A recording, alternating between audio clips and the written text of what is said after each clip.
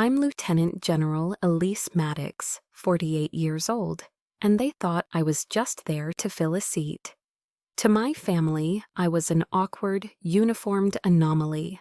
What they didn't know, what they couldn't possibly comprehend, was that the man my sister Claire was about to marry owed me his very life, a debt forged in the dust and fire of Helmand. But at that polished mahogany table, surrounded by the chilly air of Boston's elite, my mother smiled as Claire raised her glass. "My big sister is a lieutenant general," she chirped, her voice dripping with condescension. "I'm sure she's very busy managing all that important paperwork at the Pentagon." The table erupted in polite, cutting laughter. My hand didn't tremble. My breath didn't catch. They saw a clerk. I saw a tactical error. Have you ever been reduced to a caricature by the people who should know you best? They thought they were telling a joke. They were actually declaring war. Follow along to see how a paper pusher teaches a masterclass in power. The joke, of course, had started weeks earlier. It arrived not as a punchline, but as a heavy, cream-colored envelope lying on my immaculate desk at Joint Base Lewis McChord. Outside, the persistent Washington drizzle tapped against the window, a familiar, steady rhythm in a life defined by order. But the invitation was a disruption. It was ostentatious and impersonal, the thick cardstock embossed with the golden Maddox family crest, a detail they never forgot. My name, Lieutenant General Elise Maddox, was printed in elegant script, but it felt like a clerical entry, a name copied from a government database, rather than written from the heart. 6 years. That's how long the silence had lasted. 6 years since my father's funeral. Not a single call on Christmas, not a text message after an IED blast in Fallujah. It had nearly cost me my hearing. Just a vast, punishing emptiness. So this invitation wasn't an olive branch, it was a summons, a formal command to appear and play my role as the dutiful older sister in their flawless production.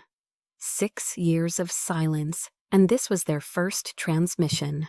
Not a question of how I was, but a demand that I show up. Was this an invitation or a subpoena?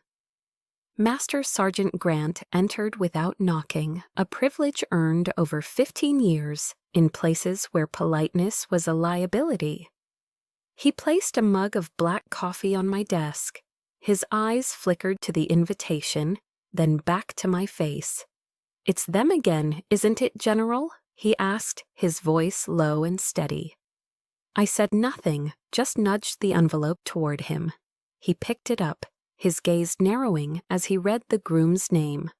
"Vance, Ethan Vance, the kid from Helmand, the one you pulled out of hell." He set it down, his expression unreadable, but his meaning clear. So he paused, choosing his words carefully. "Are you going to a wedding, or are you deploying to a new theater of war?" I stared out at the gray, misty landscape.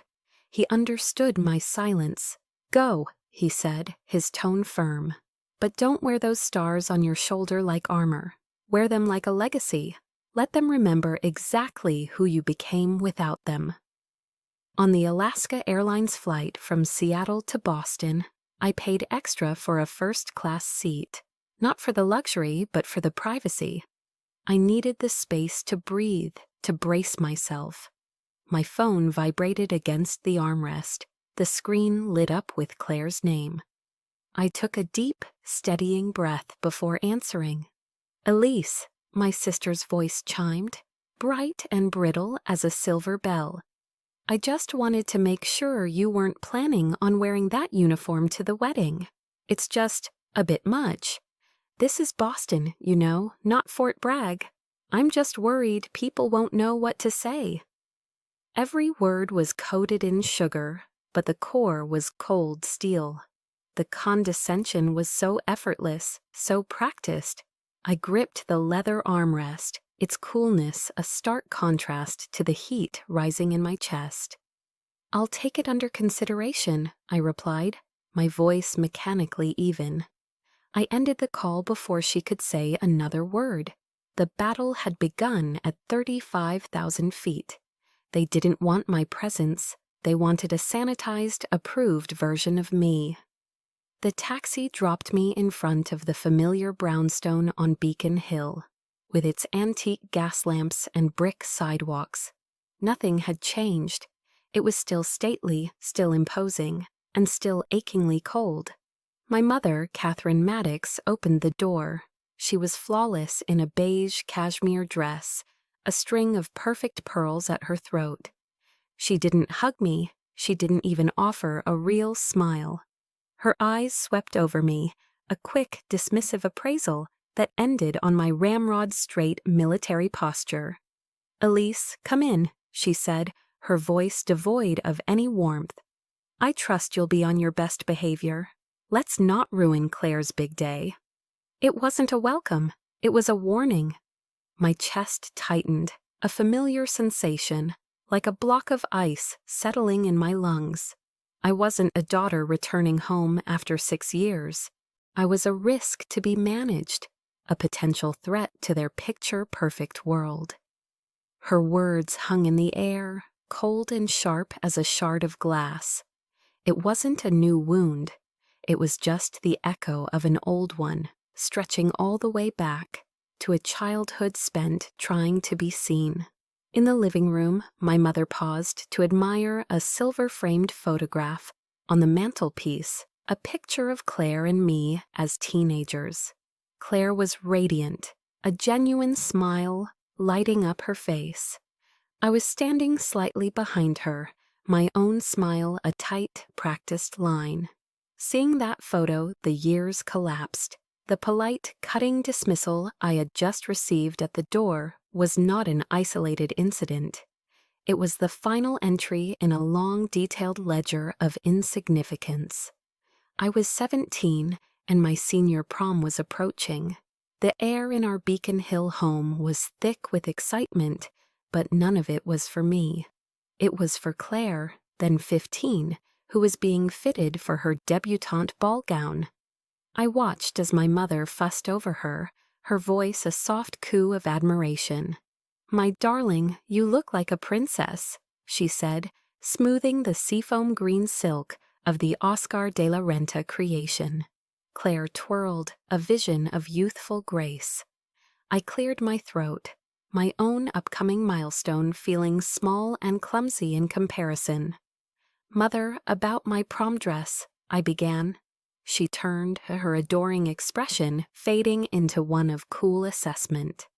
"Elise, you're the strong one. You don't need all that fuss," she said, as if it were a compliment. "Use your savings, or find something simple at Feline's basement." The words didn't just deny me a dress. They denied me the right to feel beautiful, to be celebrated. They defined me as practical, not precious. So I bought a bolt of discounted navy blue fabric and sewed my own dress. At the pre-prom reception, my mother introduced me to her friends with a proud, patronizing air.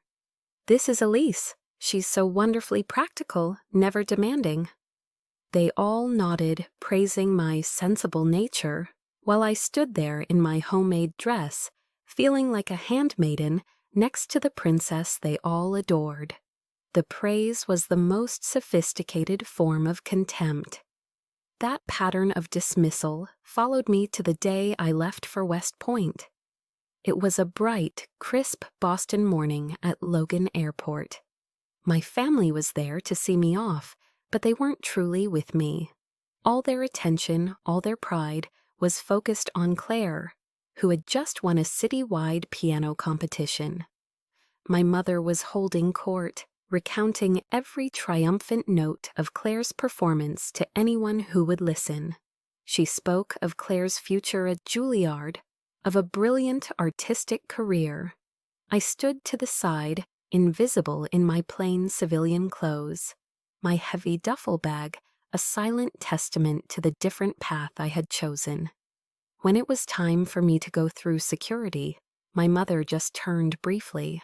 Her story about Claire momentarily paused. "Be safe and try not to get into any trouble," she said, then immediately turned back to her audience. It was only my father, a retired Army colonel, who pulled me aside.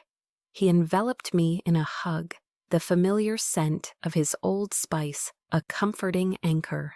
He whispered in my ear, his voice rough with emotion, "Don't you listen to any of them. You were born for this. Make me proud." It was the only validation I received that day, a single sturdy life raft in an ocean of indifference. It was then, while reading an article about General Annie Dunwoody becoming the first female four-star general, that I found a flicker of hope. If she could rise to the top, maybe I could too, despite it all. 6 years ago, that hope felt like a distant memory. I stood at Arlington National Cemetery, the mournful notes of taps cutting through the gray, somber air. The honor guard folded the American flag with meticulous precision and presented it to my mother. My father, Colonel Richard Maddox, was being laid to rest with every honor he had earned. I stood tall in my brigadier general's uniform, my grief a sharp, disciplined ache in my chest. But when I looked at the front row reserved for family, there was only my mother and Claire. They had left an empty chair between them, a deliberate, chilling void that screamed my exclusion. After the ceremony, I approached my mother, wanting to offer comfort. She looked up at me, her eyes dry and hard. "You shouldn't have worn the uniform, Elise," she said, her voice like a razor. "It looks like you're showing off, flaunting your power at your own father's funeral. He wouldn't have liked it." That was the final, precise stab.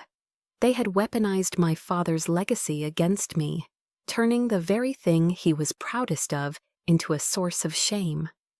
And now, tonight, the echo of that shaming returned. Back in the present, at the formal pre-wedding dinner, the same script played out on a grander stage. The table was laden with expensive dishes, seared scallops, beef Wellington, served on my mother's finest Wedgwood china. My mother was introducing me to one of my father's old business partners, a powerful investor from New York. "This is my eldest, Elise. She works for the government in Washington." The man was polite. "How impressive! You must hold an important position." Before I could answer, Claire leaned in, her smile sweet, her eyes glinting with malice. "Oh, she's mostly in administration," she said breezily. "She's very good with paperwork, probably keeping the seats warm at the Pentagon." A ripple of polite laughter went around the table. I said nothing. I just picked up my knife and fork and cut into my steak. The prime beef, which should have melted in my mouth, tasted like ash. After all these years, the humiliation still tasted exactly the same. My father had told me to be proud. But how could I be proud of something my own family treated as a source of shame? What was the point of all this strength if I couldn't even carve out a space for myself? I had to do something. But what? Claire's jibe about paperwork echoed in my mind, a fresh sting on an old wound. She had no idea what my paperwork consisted of. After-action reports detailing the loss of young soldiers, signed deployment orders that sent thousands into harm's way, condolence letters that I wrote by hand until my fingers ached. My entire career had been forged in the crucible of consequence, a world away from her debutante balls and charity luncheons. The answer to my question was not in Boston. It was in the path I had already walked alone. My memories of West Point aren't of the grand Gothic stone buildings or the crisp, formal parades. My memories are of the soul-crushing exhaustion of beast barracks, the freezing mud that seemed to seep into my bones during field training, and the gnawing loneliness of being one of the few women in my company. I had to work twice as hard to be considered half as good. I remember a tactics professor, an old school colonel, stating flatly in front of the entire class, "The battlefield is no place for emotion, which is why it's no place for female leadership." While Claire was at home, attending dance classes and parties, I was learning to field strip an M16 in the dark, my fingers numb with cold. I was learning to read topographical maps and to command with a voice that betrayed no fear, even when I was terrified. The few letters my mother sent were filled with breathless updates of Claire's latest accomplishments, with only a single, perfunctory line for me: "Do take care of yourself." It wasn't a request, it was a directive, as impersonal as a line item on a budget. The desert forged what was left of me into steel. The National Training Center in the Mojave is where young officers are broken or made.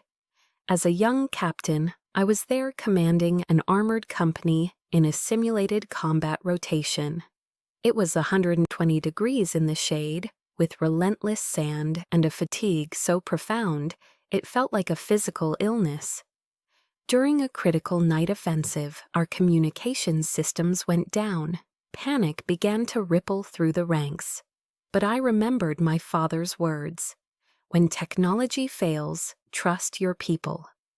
I used signal flares and runners, actual soldiers running messages between tanks, to coordinate the assault.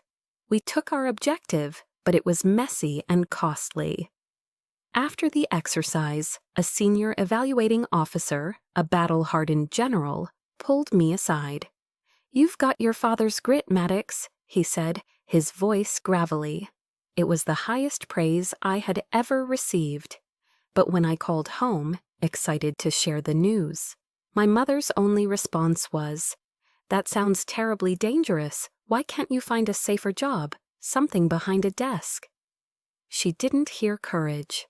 She only heard a foolish choice. The road to the Pentagon wasn't paved with glory.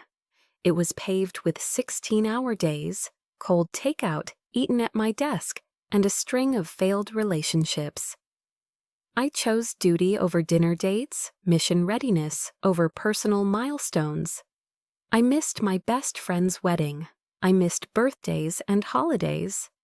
My social circle slowly shrank until it consisted almost exclusively of other people in uniform. While Claire was marrying her first husband, an investment banker, and moving into a sprawling mansion in a Connecticut suburb, I was in a windowless briefing room arguing troop allocation strategies for combat zones. Every time I saw a photo of her perfect family on social media, the smiling children, the golden retriever, the summer vacations in the Hamptons, a bitter ache would settle in my chest. It wasn't envy. It was the sting of knowing that my family viewed my sacrifice as my failure, as proof that I was incapable of having a normal life. They couldn't understand that for me, service was life. The day I was promoted to Brigadier General should have been one of my proudest. I invited my family to the ceremony in Washington, D.C. Only my father came. My mother and Claire were busy with a charity auction. My dad stood there, his hands trembling slightly with age and pride, as he pinned the first star to my shoulder. "I knew you had it in you," he said, his voice thick with emotion. That night, he took me to an old steakhouse he loved, and he gave me a small worn box. Inside was his own compass from Vietnam. "Never lose your bearings, Elise," he told me, "not even when the people you love try to make you lose your way." A few months later, he was gone. And at his funeral, in her eulogy, my mother never once mentioned my career. It was as if the most important part of my life, the legacy my father was so fiercely proud of, had been erased. After that empty dinner in Boston, sitting alone in my car, I finally understood. I couldn't wait for their approval. I had to build a life so strong, so undeniably my own, that their opinion no longer mattered. But that night, understanding wasn't enough. The air inside my rental car felt as suffocating as the atmosphere in my mother's dining room. Thick with unspoken judgment and feigned politeness, I had to get out. I started the car and just drove with no destination in mind, escaping the perfectly manicured prison of Beacon Hill. The historic streets of Boston blurred past, the gas lamps smearing through a film of tears I refused to let fall. On my car's audio system, I had a podcast playing, a sermon by T.D. Jakes. I wasn't a particularly religious person, but his powerful voice, talking about finding purpose in your pain, was a steadying presence in the chaos of my thoughts. Finally, I pulled over in front of a small, historic-looking pub called the Green Dragon Tavern. Its old brick facade and the scent of ale spilling out onto the cobblestone street felt real, unpretentious. I just wanted to be in a place where no one knew my name, where I wasn't a daughter who had failed or a general who didn't belong. I found a dark corner booth, the worn leather cool against my back, and ordered a bourbon, neat. I stared into the amber liquid, the clinking of glasses and low hum of conversation a welcome shield. In that moment, I felt more alone than I ever had in a war zone. I was a general with no army, a daughter with no family. The particular pain of being ostracized by your own blood is a wound that no uniform, no matter how decorated, can ever cover. General Maddox, a familiar voice cut through my solitude. I looked up, startled. Standing there was David Chen, a former intelligence officer who had served under my command in Iraq. He had since left the army and was now a lawyer in Boston. He looked older, more settled, but his eyes had the same sharp intelligence I remembered. "I can't believe it's you," he said, a genuine warm smile spreading across his face. He slid into the booth opposite me without waiting for an invitation. He took one look at my face and said, his voice direct but kind, "You don't look okay." I was taken aback by his frankness. I could only manage a slight nod. Instead of prying with questions, he simply signaled the bartender. "I'm not going to ask," he said, as another glass of bourbon was placed before him. "But if you need someone to just sit in silence with, I'm here." His silence was a world away from my family's. His was a silence of respect, of shared understanding. Theirs was a silence of judgment, of punishment. We talked for hours. I never mentioned my family. I spoke of the challenges at the Pentagon, the weight of command, the strange transition back to life in the States. He listened, truly listened, nodding in all the right places, understanding the unspoken language of service. The weight in my chest began to lift, ever so slightly. As the bars started to thin out, he looked at his watch. "My wife Maria is a huge admirer of yours," he said. "She was Navy. We're about to grab a late dinner at a little Italian place in the North End. Would you join us?" I hesitated. The thought of more social interaction was exhausting, but the sincerity in his eyes, the simple offer of inclusion, made me agree. At the restaurant, a cozy place filled with the smell of garlic and oregano, a woman with a warm, welcoming face rushed forward and gave me a firm, heartfelt hug. "It's an honor to finally meet you, General," Maria said. "David never shuts up about how you saved his team's bacon more than once." Their 2 kids, a boy and a girl, were a whirlwind of chaotic, happy energy. They argued over who got the last breadstick and spilled a little bit of soda, and their parents handled it all with a gentle, loving patience that felt foreign to me. Throughout the meal, a noisy, wonderful affair with plates of chicken parmigiana and spaghetti passed around the table, they asked me about my career. Not about the politics or the danger, but about leadership, about the places I'd seen, the people I'd met. They looked at me with genuine admiration. When their 8-year-old son, Leo, asked with wide-eyed awe, "Are you a superhero?" Maria just laughed and ruffled his hair. "Close enough, kiddo. She's the real deal." For the first time in years, I felt seen. I felt valued. Not by people who were obligated to love me, but by strangers who chose to respect me. When they dropped me off at my hotel, David pressed his business card into my hand. "Elise," he said, using my first name for the first time, his tone serious. "You're not alone in this city. There's a whole network of us, vets who look out for each other. It's the buddy system. It never really ends. If you need anything, a lawyer, a friend, or just a place to have coffee and sit in silence, you call me, anytime." That offer, that recognition of another kind of family, a tribe forged not by blood, but by shared experience and mutual respect, finally broke through the ice that had encased my heart. Back in the solitude of my hotel room, I finally let the tears come. But they weren't tears of pain or humiliation. They were tears of gratitude. I realized that family isn't always the one you're born into. Sometimes it's the one you fight alongside. That night, for the first time, I no longer felt like a solitary general. I was part of an invisible platoon. The warmth of that realization stayed with me through the night, a fragile shield against a lifetime of coldness. But hope, I've learned, can be a dangerous thing. It makes you vulnerable. The next morning, as I was savoring a cup of coffee and the rare feeling of peace, my phone rang. It was my mother. The immediate shift in the atmosphere was palpable. The warmth from the previous night evaporated, replaced by a familiar, chilling dread. Her voice, when I answered, was unusually sweet, a syrupy tone she reserved for strategic apologies. "Elise, darling, I know I was a bit tense yesterday. It's just all the stress with Claire's wedding."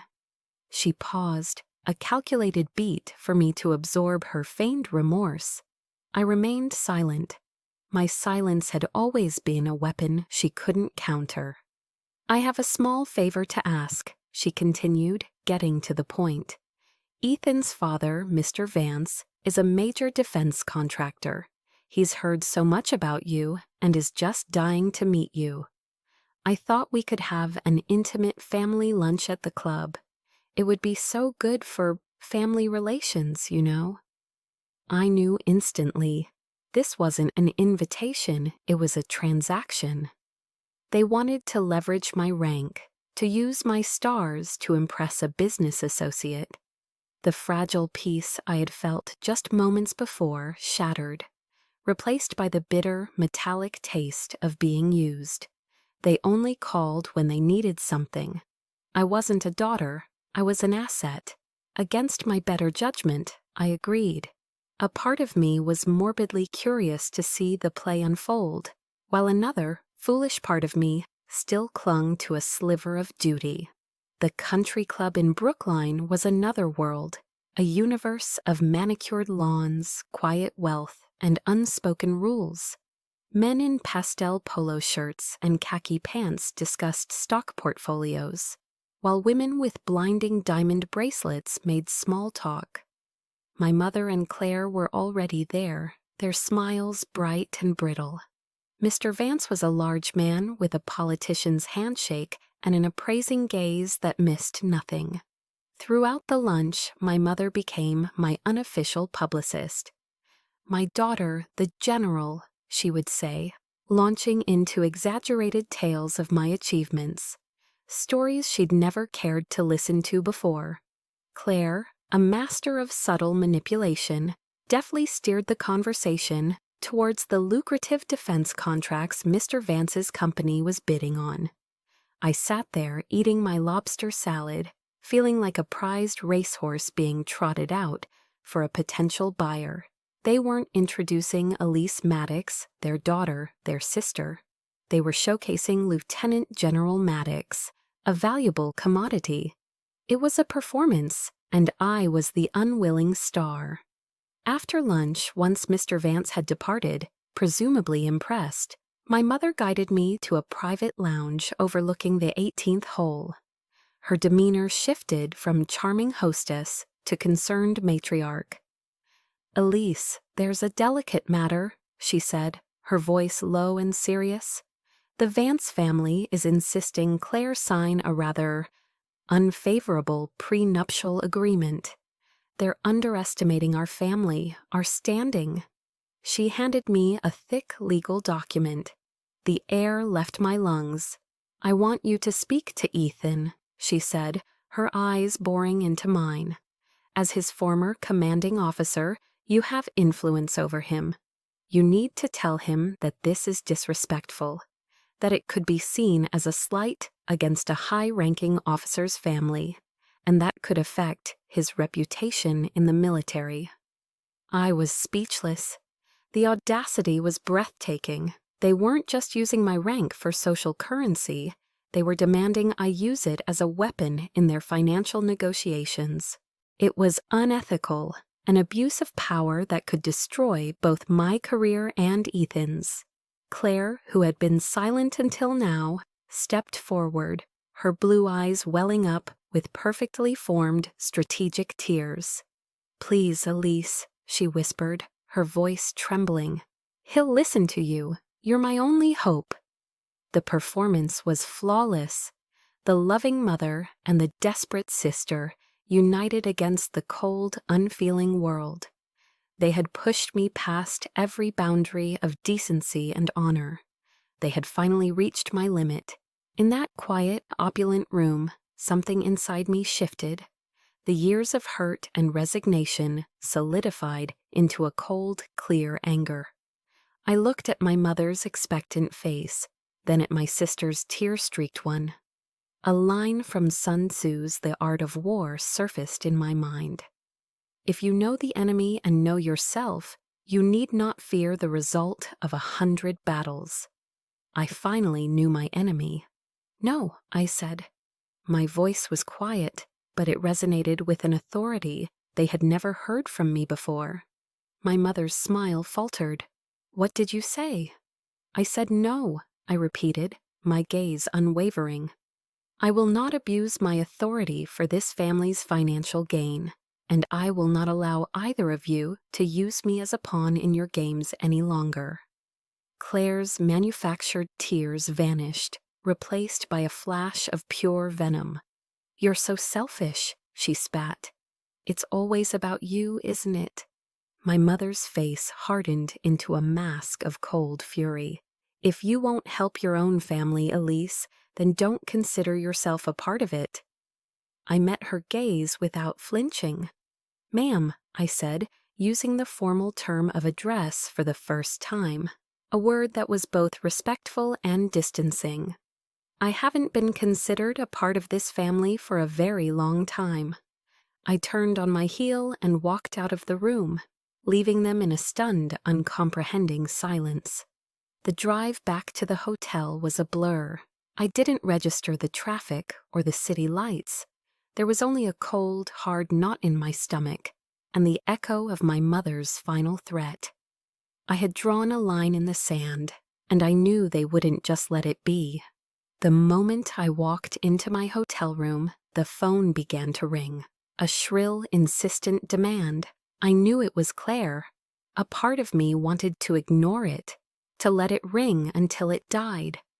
But another part, the strategist, knew I needed to hear the enemy's next move. I answered. "What did you do?"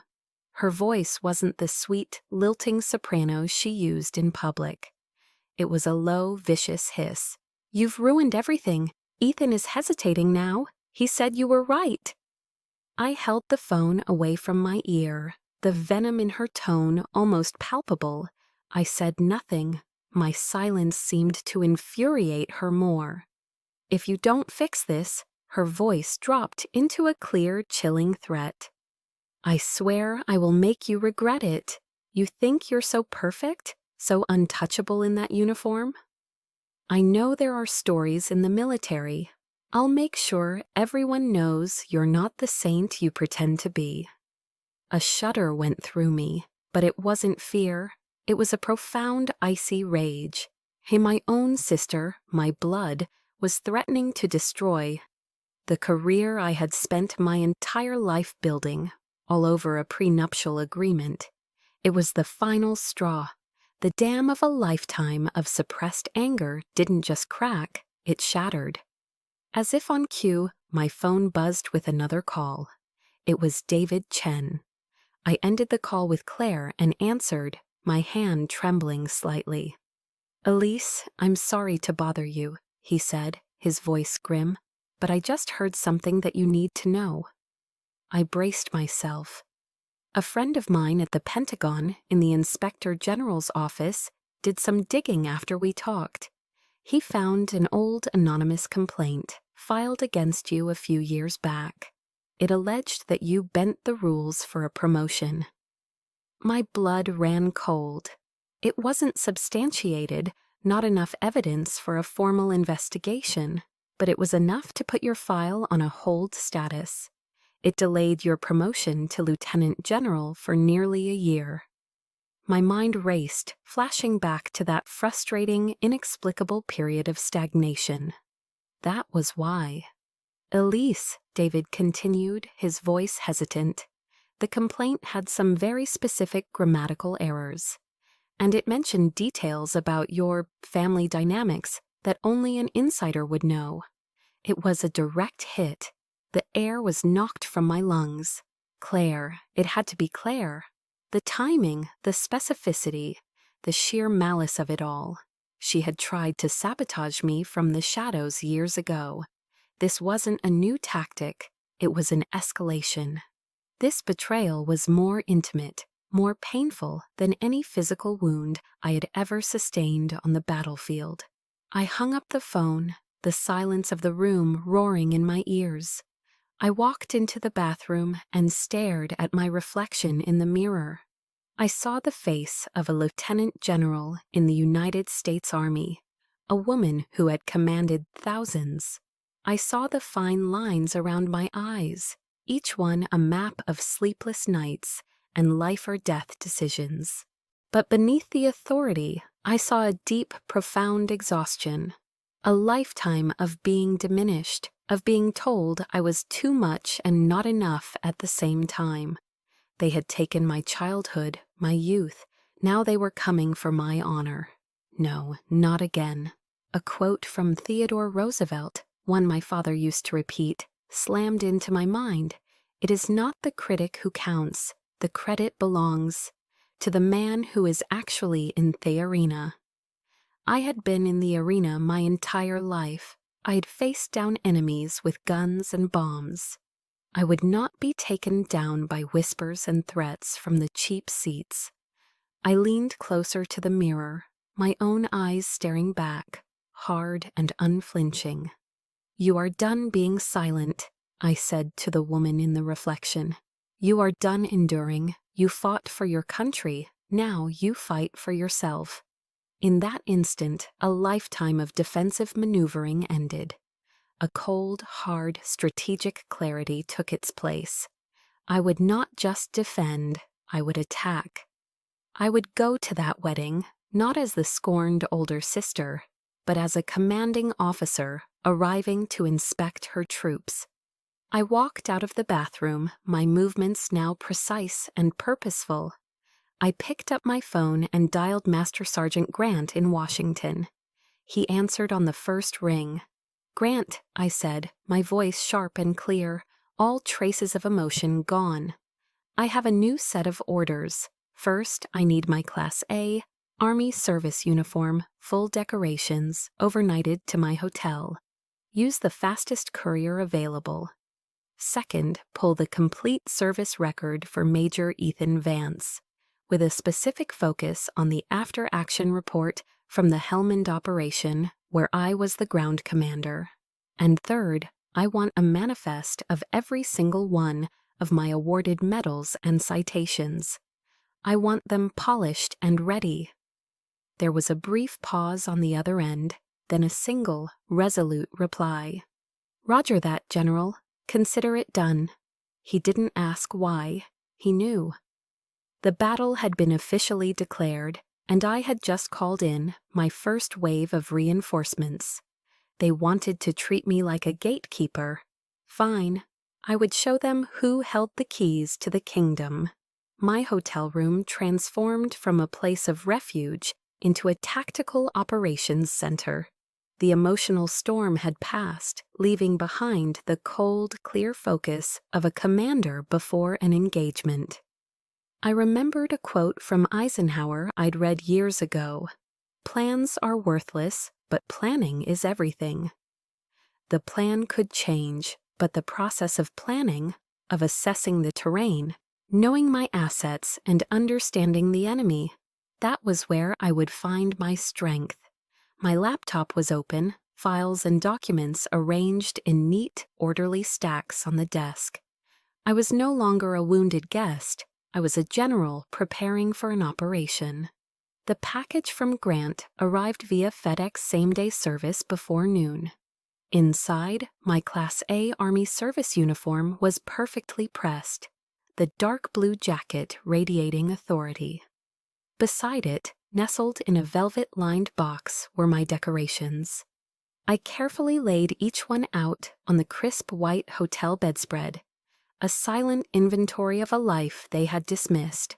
The Silver Star for gallantry in action, 2 Purple Hearts for wounds received in combat, the Legion of Merit, the Bronze Star with a V for valor. Each piece of polished metal was a chapter of my story, a testament to a sacrifice they had willfully ignored. Looking at them now, they were no longer just mementos, they were munitions. They were the tangible, undeniable proof of who I was, and they were the truth my family was about to confront. I picked up the Silver Star, its weight familiar in my hand.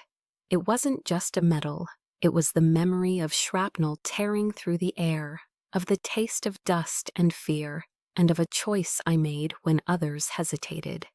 This was the history they had tried to erase, and I was about to make it impossible to ignore. Next, I opened the encrypted file Grant had sent, containing the after-action report from the Helmand Province operation. The dry, bureaucratic language of the military document did little to soften the raw horror of that day. I read the details again, my focus absolute, the ambush, the IED, the building collapse. I could still hear the desperate calls over the radio, the raw panic in the young soldiers' voices as they reported Major Ethan Vance was trapped, his leg crushed under a steel beam, bleeding out. I remembered the direct order from headquarters, stand down and wait for air support, but I knew waiting was a death sentence. I recalled the decision made in a split second to lead a small fire team across open ground under heavy enemy fire. I remembered the grit of concrete dust in my teeth as I helped pull him from the rubble, moments before the rest of the structure gave way. The report's conclusion was stark and unambiguous. Then Brigadier General Maddox's decisive action, in direct contravention of a stand-down order, but in response to the exigent circumstances, directly resulted in the saving of Major Vance's life at extreme personal risk.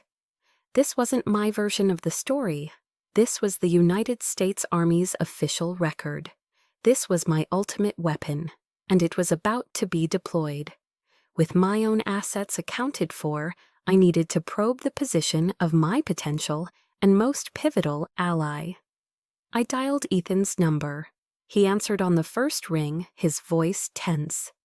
"General." "Major," I began, my tone all business, professional, and cool. I'm calling to confirm my attendance at your ceremony tomorrow. There was a strained silence on the other end. General, I am so sorry for what happened, for what Claire and her mother. I'm not calling about that, Major. I cut him off cleanly. I am calling to remind you of the concepts of loyalty and honor. They are the bedrock of an officer's commission. I trust you haven't forgotten them. I wasn't threatening him. I was reminding him of who he was. I was planting a seed of conflict in his mind, forcing him to weigh his loyalties. He owed me his life, yet he was about to swear his life to a woman who wanted to destroy mine. I wanted that paradox to sit with him, to force a choice before the moment of crisis. The call ended. I had positioned my final piece on the chessboard. On the morning of the wedding, I didn't fuss with my hair or makeup. My hair was pulled back into a tight regulation bun. My face was clean, my expression neutral. Then, methodically, I began to dress. The crisp white shirt, the black tie, the perfectly tailored dark blue jacket. One by one, I pinned my decorations to my chest, each in its precise order of precedence, the silver star taking the highest position of honor. When I finally stood before the full-length mirror, the woman staring back was not the weary, wounded person who had arrived in Boston a few days earlier. It was a lieutenant general of the United States Army. This uniform wasn't an outfit. It was my armor, forged in sweat, blood, and sacrifice. It was the symbol of everything I had fought for, everything I had become. Today, I was not attending a wedding. I was conducting an inspection, and I would tolerate no disrespect for this uniform or for the woman wearing it. The reception was being held in the grand ballroom of the Liberty Hotel. The irony was not lost on me. A wedding in a building that was once the Charles Street Jail, a place of confinement. Tonight, its soaring rotunda and wrought iron accents felt less like history and more like a metaphor for my own life. As I stepped into the ballroom, a hush fell over the room. The string quartet seemed to falter mid-note. The polite chatter of Boston's elite died down to a murmur. Every head turned. My Class A Army service uniform, the dark blue jacket adorned with 2 rows of gleaming ribbons and medals, was a stark, disciplined presence in a sea of silk gowns and black tuxedos. It was an intrusion of reality into their carefully curated world. I saw my mother's face first. Her polite hostess smile froze, the color draining from her cheeks. I saw Claire, radiant in her Vera Wang gown, her expression of triumph curdling into disbelief. Their seating chart had placed me at a small table in the far back corner, next to a service door, a position of deliberate obscurity. A wry smile touched my lips. They had given me the perfect tactical position, an unobstructed view of the entire operational area with a clear line of egress. But they had miscalculated. I wasn't there to retreat. I was there to advance. I walked calmly to my assigned table, my posture erect, my steps measured. I sat down, placed my hands in my lap, and I waited. My mere presence was a statement. The entire room felt it. A palpable tension now lay beneath the surface of the celebration, a quiet hum of anticipation. I was a loaded weapon placed on a banquet table, and they were all wondering when I would go off. The moment came during the toasts. After the best man's rambling speech, Claire took the stage, a vision of bridal perfection. She raised her crystal flute of champagne. After a few breathless thank yous, her eyes, glittering with malice, found mine across the room. And I especially want to thank my sister, Elise, for being here today, she began, her voice dangerously sweet.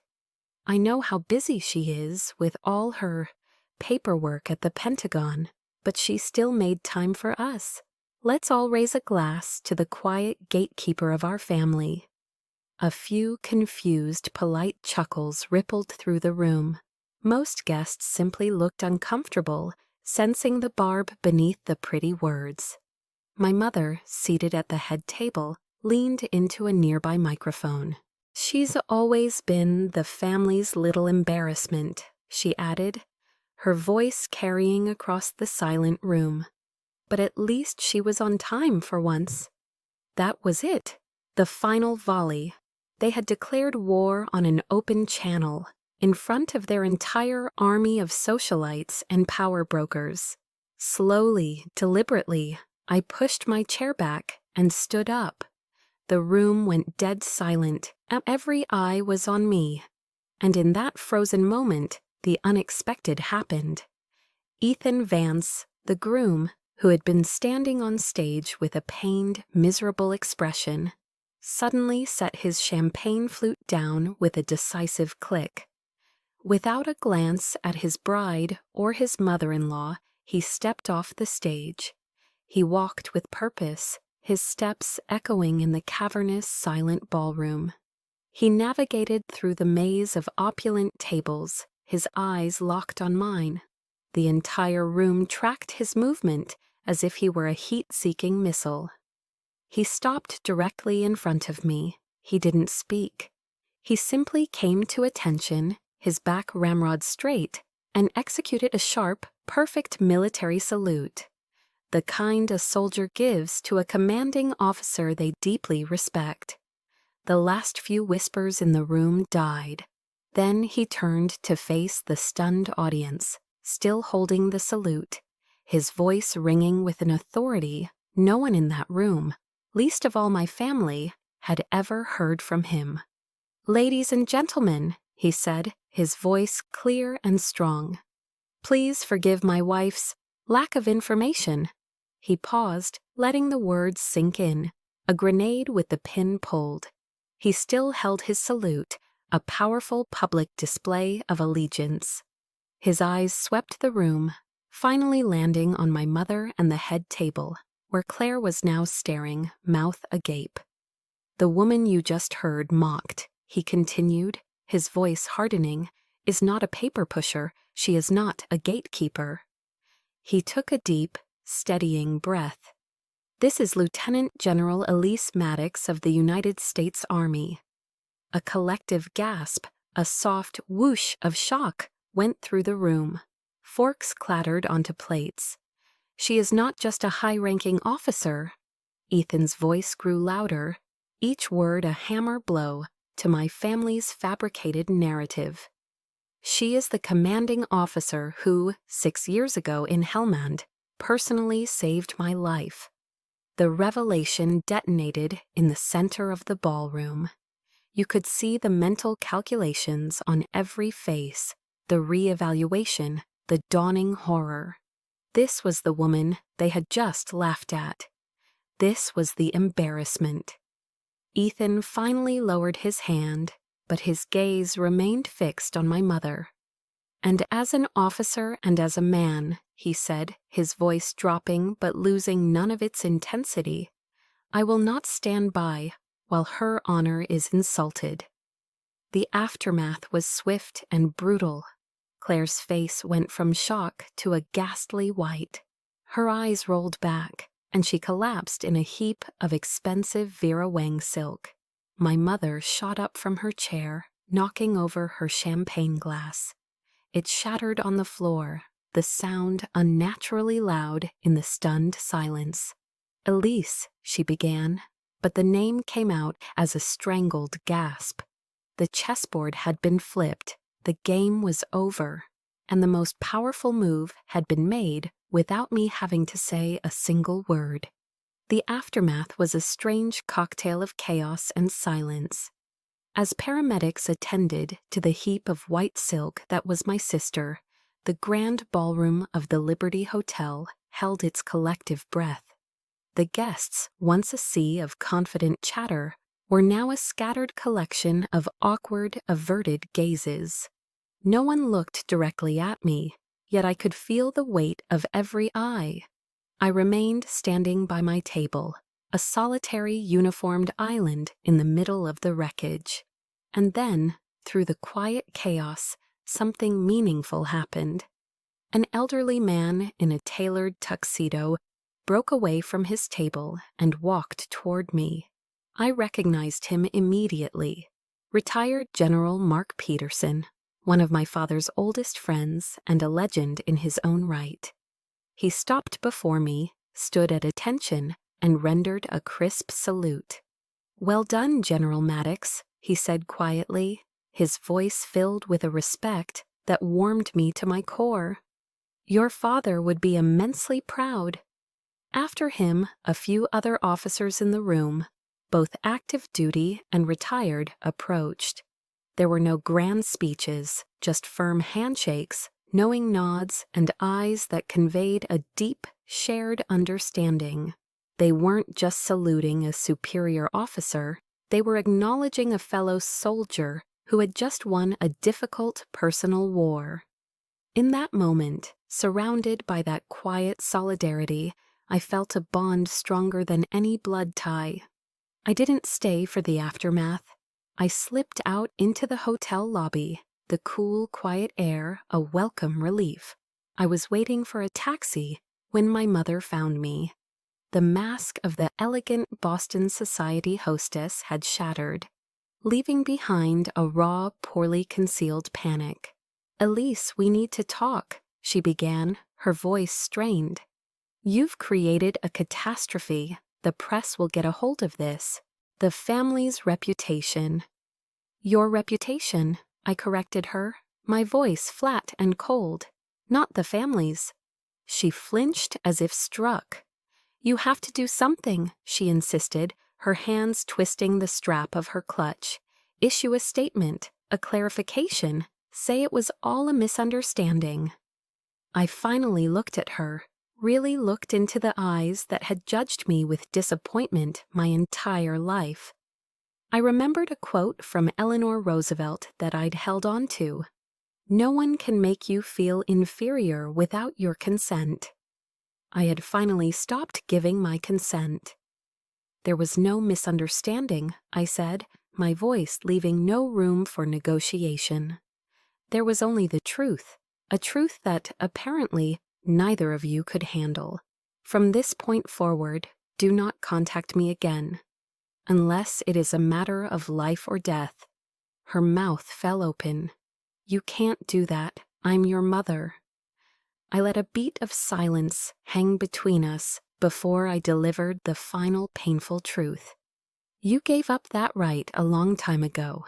Just as I was about to step outside, Ethan found me. He looked exhausted, the weight of the evening etched onto his face. "General, I am so sorry," he said, his voice heavy with regret. "I was a coward. I knew how they treated you, but I stayed silent because I wanted an easy life." I simply listened, letting him unburden himself. "When you called me," he continued, "you reminded me of who I am, an officer, a soldier. And a soldier doesn't abandon his comrades, especially not the one who saved his life." He held out a small metal USB drive. "This is everything. The recordings of Claire's threatening phone calls, the emails she sent to her friends, mocking you. I found them on her laptop. I can't marry that person. I'm calling it off." I took the drive, its metallic shell cool in my palm. "Thank you, Ethan," I said. "You acted with honor today." The debt between us had been settled, not with currency, but with character. On the late-night flight back to Seattle, a strange sort of emptiness settled over me. It wasn't sadness precisely. It was the hollow, quiet feeling that comes after a long and brutal campaign. It was the relief of a great weight being lifted. I had won, but the victory meant acknowledging the final, irreparable fracture of what was supposed to be my family. I took out my phone, found my mother's contact, and pressed block. I did the same for Claire. It was a small, digital act, but it felt like building a steel wall. I stared out the window at the glittering lights of the cities below. Boston now just another pinprick of light, receding into the past. I had returned there as a rejected daughter, and I was leaving as a free woman. I hadn't come seeking reconciliation, and I hadn't found it. I had come seeking the truth, and sometimes the truth doesn't heal, it liberates. I no longer needed their approval to exist. I had my own respect. I had won the war, but the battlefield was littered with the wreckage of what was supposed to be my family. What, I wondered, do you build from the ashes? That question followed me home to Washington, a quiet companion in the days and weeks after the wedding that wasn't. The story of what happened at the Liberty Hotel spread through the military community, not as gossip, but as a kind of whispered legend. It wasn't reported in the mainstream press, but it traveled through a more potent network. Emails between veterans, conversations in VFW halls, and posts on private online forums for service members. And then the letters started to arrive. First a trickle, then a flood. They came from soldiers, sailors, airmen, and Marines across the country. A young sergeant whose family disowned him for enlisting instead of taking over the family business.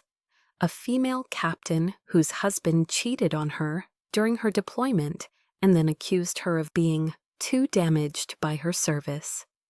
A major whose own brother sabotaged his security clearance out of jealousy. Each story was a different battle, but the war was the same. It was the war against being betrayed by the very people who were supposed to be your safe harbor. Reading their letters, I saw my own pain reflected in their words. I realized I wasn't alone in my fight. This wound was deeper and wider than I had ever imagined, a quiet epidemic of heartbreak within a community sworn to protect. And in their pain, I found a strange kind of healing. My own story began to feel less like a personal tragedy and more like a shared testament. I knew then what I had to build from the ashes. I couldn't just sit on the sidelines. With legal guidance from David Chen and the organizational genius of a now retired Master Sergeant Grant, I used a portion of my life savings to establish the Maddox Resilience Foundation. Our mission was simple but profound: to provide legal aid, psychological support, and a robust peer network for service members whose careers and well-being were threatened by personal betrayal. We weren't a charity. We were a support unit for a different kind of front line, the invisible battlefield of the heart and mind. Pouring my energy into the foundation was the most meaningful work I had ever done. It felt more significant than earning another star for my shoulder. I was taking the deepest scar of my life and turning it into a lighthouse for others lost in the same storm. The foundation quickly gained traction. 6 months later, I was invited to give a TEDx talk in Seattle. I stood on the iconic red circular rug, not in my uniform, but in a simple navy blue blazer and slacks. I felt more exposed and yet more powerful than I ever had in my Class A's. I told my story, not the salacious details of the wedding, but the story of resilience. Family is not always the home we are born into, I began, my voice steady. Sometimes it's the harbor we find in a storm. Loyalty, I continued, is not defined by bloodline. It's defined by action. It's in the quiet support, the unwavering respect, and the courage to stand for someone's honor when they are not in the room. I spoke of the letters, of the shared pain of a community. We train our soldiers to survive the hell of war, I concluded, my eyes sweeping across the audience. It is time we build a system to help them survive the challenges of coming home. The room rose to its feet in a standing ovation. It wasn't applause for a general. It was for a survivor who had finally found her true voice. A year later, the story ends. I retired from the Army, my service complete. I am no longer Lieutenant General Maddox. I am just Elise. I bought a small rustic house, made of cedar and glass, perched on a cliff overlooking the Pacific in Big Sur, California. Every morning I walk along the foggy beach, letting the cool waves wash over my feet and the salt-laced wind carry away the last vestiges of old ghosts. The foundation thrives, run by a dedicated board of directors I trust completely. I still receive letters of thanks, which I read on my deck, while sipping my morning coffee. I have no contact with my mother or Claire. I heard through the grapevine that Ethan did, in fact, call off the wedding, and has since transferred to a new post overseas.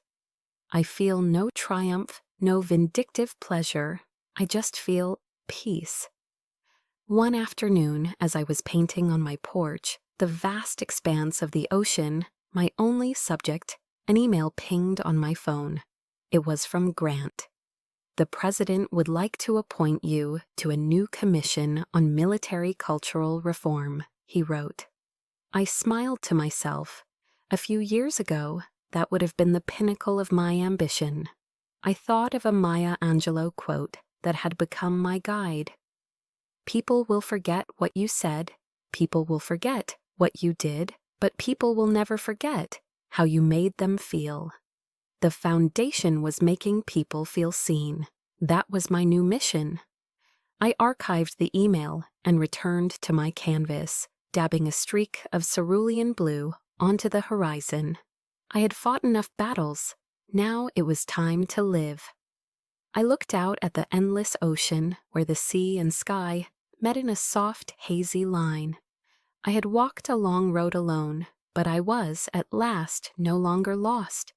My story might be over, but I know that for many of you, your own story of resilience is still being written. The greatest lesson I learned wasn't on the battlefield, but in realizing that our worth is not determined by the family we are born into, but by the honor with which we live our own lives.